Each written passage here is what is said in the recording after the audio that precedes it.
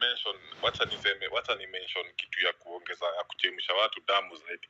You know, by the information I'm receiving right now from anonymous DMs, which by the way I delete after reading them, so hata mkikuja kunishika hamtapata shit. I understand that Migori County alone, in its gold mining activity, per day they get about 30 kilograms of gold, pure gold. So kufanya tu hesabu kidogo, 1 gram of gold, pure gold, is about 9,000 shillings, 8,000 shillings. So ukipiga hiyo hesabu, 1 kg is about 8 million. So like 8 million times 23 kgs, that's like 240 million per day. Hii ndio yote inaenda wapi? And Ruto is busy there telling us we need to live within our own means. And now that I've mentioned Ruto, do you know in a country, in a place called Lolgorian, pale kuna gold mob sana, in Narok. But this guy, actually, he has, naambiwa pale kuna chungwa na Rapid Deployment Unit, RDU. This is a very serious squad that is supposed to be dealing with criminals. Wamazia ameweka masoja pale wanachunga shamba. Nini iko pale? If no gold, what is wrong with this guy? That's why even when we were starting this space, I said, tamaa huyu jamaa konayo mimi hata, it's like drinking salty water, ocean water. Unajua, the more you drink, the more you become dusty.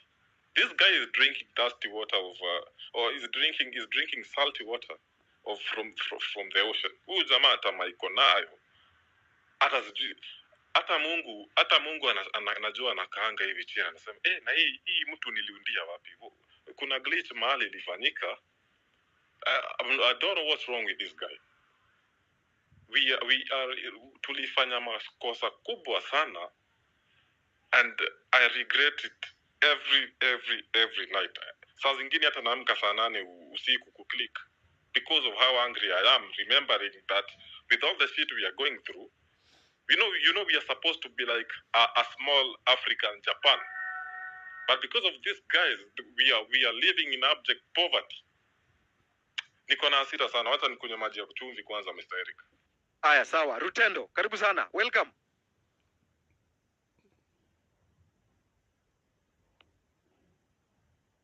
Yes, sir. Good evening to everybody. Can you hear me now? Yes, you are clear.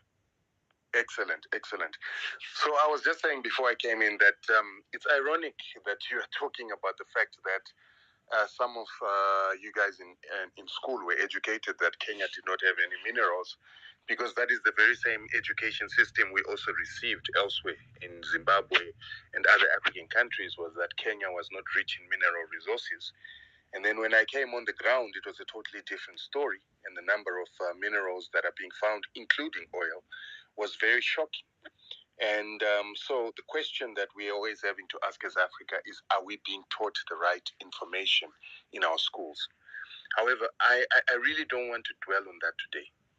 I wanted to dwell on the aspect that as Africans, we are talking about minerals consistently throughout the African continent. And we're always talking about how these minerals can develop Africa and take us to the point that we want to get to.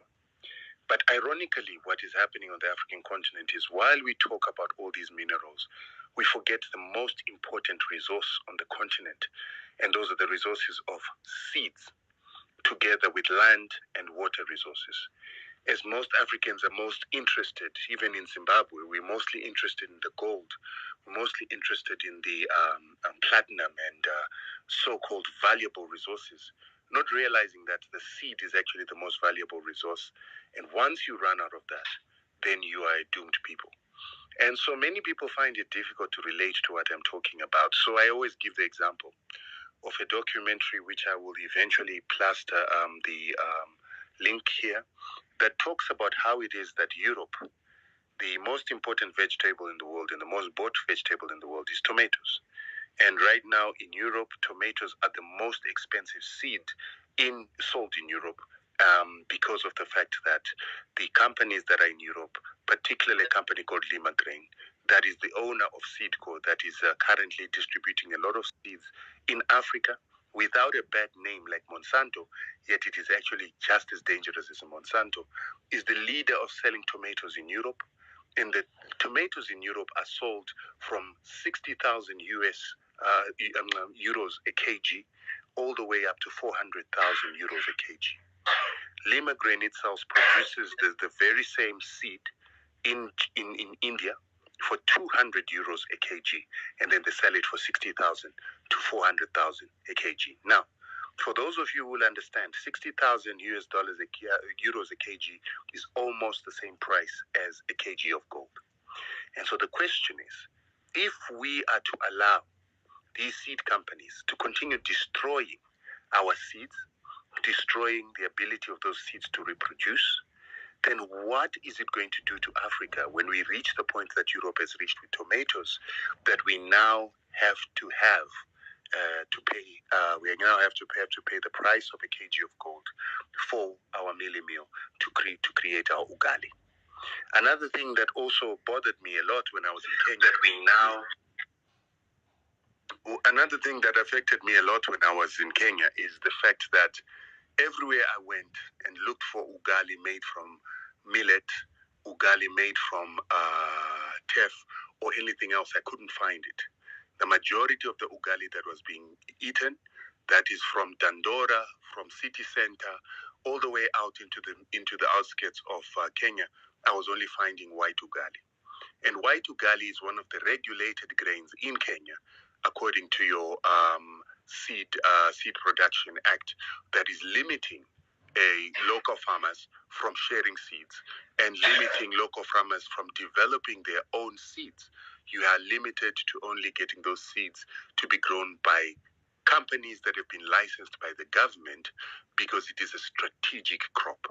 Now I'm beginning to understand that even beyond strategic crops, the Kenyan government doesn't want farmers to share seeds. And if they do, they're criminalized because they should buy all seeds from registered companies that produce what are called tried and tested varieties of seeds or high quality seeds, which are generally hybrids. And now you've just had a signing over of GMOs into the country. And so this is an issue that I was wondering if Kenyans understand the crisis that they're in with the control of this resource, which could eventually affect their ability to control other resources, because the person that will be controlling your seed will then be able to use that seed to get control over other mineral resources, because you will not be able to grow your own food and become dependent on the seeds of other countries. And if you go to war with those countries, if you have a difference with those countries, if you have a trade issue with those countries, they could simply deny you their seeds until you give them land, until you give them mineral resources, or until you give them compliance. So let's give an example with what you guys have been doing now. You've been protesting. You're not happy with the president. You're not happy with some of the policies that he was supposed to acquiesce to in order to satisfy the IMF. So if the IMF is unhappy, it would ask all the companies that are giving you the seed that is being used to make that white ugali to stop giving you seeds, and immediately there's starvation. And when there's that starvation, they can then force you, the people of Kenya, to accept certain rules, to accept the payment of the IMF, or you simply don't get seeds, and then there'll be further starvation. They could do that with wheat. They could do that with any other staple of Kenya, because they control the seeds. Not only do they control the seeds, but when you have GMO seeds, what we have discovered here in Zimbabwe is we've been testing the food. One of the companies whose food we've been testing is also present in Kenya. There's Chicken Licken, Chicken Inn, Baker's Inn, Creamy Inn. Those companies are from Zimbabwe, a company called Simbisa Brands. In Zimbabwe, we've discovered that Simbisa Brands is bringing in GMOs into Zimbabwe, yet GMOs are banned for human consumption in Zimbabwe. And even for animal consumption, you can only import maize, and that maize must be imported from South Africa. But when we've been testing their animal feed, we have found other GMOs that are not authorized to come into the country. And so they've been having these GMOs in our mealie meal. They're having these GMOs in our bread, having these GMOs in their pork feed, chicken feed, and even their chicken products that they sell in Chicken Inn. We have found GMOs, MSG, and glyphosate. Glyphosate being a chemical that goes hand in hand with GMOs. When certain Kenyans were promoting the proliferation of GMOs into Kenya, the one thing they kept telling Kenyans is, it is a lie that GMOs do not are sterile. So if you grow it this year, it is a genetic use restriction technology that causes them not to grow next year. And so that was the biggest threat that most Kenyans feared. And a lot of scientists from Kenya came on board saying that particular genetic use restriction technology has never been commercialized by the Americans. But when we were testing our food in Zimbabwe, we found the genetic use restriction technology, or what is called the terminator gene, or NOS terminator gene. The scientists lied. And the question I'm asking is, why would Kenyan scientists lie to the Kenyan people about something as important as the fact that the seeds that they're going to get will not be able to reproduce, or if they do reproduce, they will have a terminator genetic within them that can then be inimical to reproduction of food in future? Why would they not tell people that GMOs generally come in what is called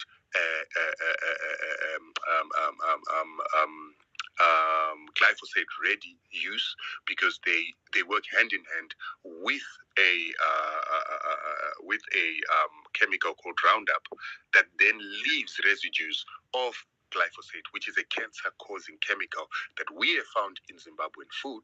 And when we found it with the GMOs in Zimbabwe, we've also noticed that Zimbabwe, Kenya, South Africa, and Malawi now have the highest cancer rates and the highest cancer death rates in the world, according to the World Health Organization. And just like you said, that they never told you that Kenya's got minerals, they are currently not singing about this high cancer rate that you find in Zimbabwe, Kenya, South Africa, and Malawi. And all these countries happen to consume GMOs. The three consume GMOs from South Africa, and Kenya is consuming GMOs that it is allowed and signed into the country itself. So these are the issues that I wanted us to speak about as Africans. Because as I am fighting this GMO war, I was taken to South African court after complaining about Zimbabwean GMOs in Zimbabwe. The company from Zimbabwe, this Simbisa Brands, which is also in Kenya, took me to South African courts where they do not have any presence, but their shareholders, BlackRock, Vanguard, together with some of the companies like Monsanto that have got cross-shareholding with these BlackRock, Vanguard, State Street, who then have ownership in almost all banks in South Africa, Kenya, Zimbabwe. They obviously had an influence into making sure that these guys take us to South African courts where they are white-friendly courts who will then protect their interests. Not only do they protect their interests, but the judges are bought to an extent that they don't even listen to the argument, because right now they're saying I'm defaming them. But defamation can only be a lie. Defamation is only when you've got falsehoods. And I've been giving factual information from lab tests that we've been taking part in, and also factual information based on disclosures they've given in the Zimbabwe court. So I'm in two fronts of courts, in South Africa and Zimbabwe. They're buying judges. And you have to realize that once they start buying judges, this thing is bigger than we see. Bill Melinda Gates Foundation is involved. We've got an organization called AGRA, Africa Greening Revolution Alliance, and other institutions of the Rothschilds, Rockefellers, and the Bill Melinda Gates. Initially, when we talk about these names, it sounds like conspiracy theory, but because I'm in court with these people, and this is my second time being in court with these people after being in court with Strive Masiwa, who sits on the board of the Rockefeller and Rothschild Foundations, I now realize that these people are real. I have fought them in court. I am fighting them now. And their agenda is to take over Africa's food sovereignty. Once they control the food, they control the people, they control the resources. And even the protest that you had last month will not happen if they control the food and they can simply close off food tomorrow. They'll simply starve the population into compliance. So this is what I wanted to say to you and to leave a message to you with. All right, just hold on. We'll come back to you.